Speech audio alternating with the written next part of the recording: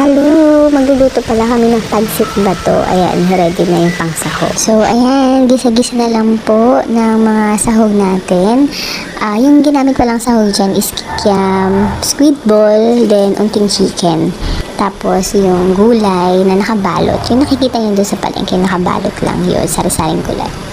Then, isama na rin po natin yung sabaw na pinagkuluan kanina ng manok para dagdag sarsa na rin and sabaw sa ating niluluto.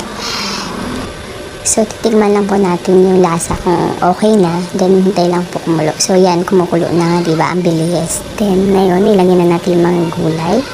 Medyo ilulutuin lang po natin sila ng unti para lang lumambot. Then, iaahon natin ulit.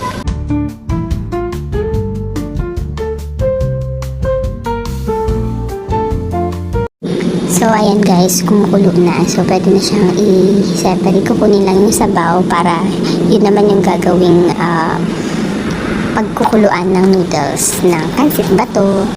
So, yan, na-separate na yung gulay. Ito na yung sabaw na paglulutuan naman ng pansit bato.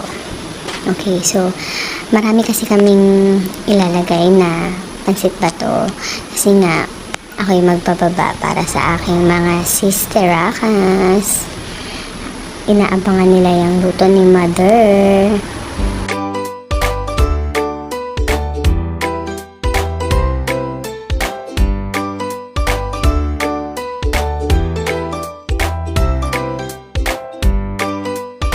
So, ayan. Luto na rin ang aming pansit bato. Ang sarap.